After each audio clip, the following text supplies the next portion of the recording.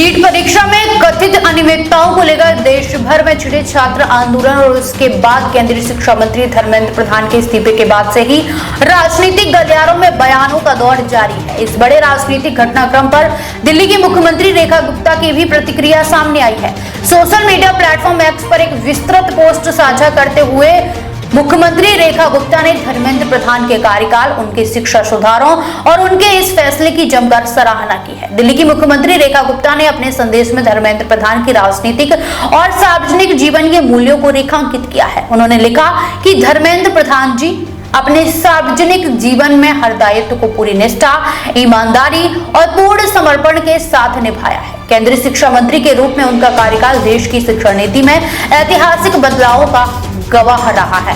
मुख्यमंत्री ने विशेष रूप से राष्ट्रीय शिक्षा नीति 2020 यानी NEP 2020 के क्रियान्वयन में धर्मेंद्र प्रधान की भूमिका की तारीफ की। उन्होंने अपनी पोस्ट में लिखा कि धर्मेंद्र प्रधान ने राष्ट्रीय शिक्षा नीति को धरातल पर प्रभावी रूप से लागू करने में बेहद महत्वपूर्ण योगदान दिया है।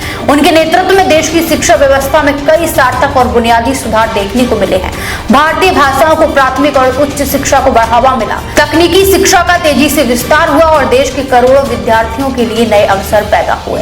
इसके साथ ही धर्मेंद्र प्रधान के इस्तीफे के फैसले को मुख्यमंत्री रेखा गुप्ता ने एक राजनीतिक और नैतिक मिसाल करार दिया। उन्होंने कहा कि राष्ट्र हित को सर्वोपरि मानते हुए धर्मेंद्र प्रधान ने अपने पद से त्याग पत्र देने का कदम उठाया है। यह निर्णय सार्वजनिक जीवन में नैतिक मूल्यों, उच्च मर्यादाओं और सिद्धांतों के प्रति उनकी अटूट प्रतिबद्धता को साफ तौर पर दर्शाता है।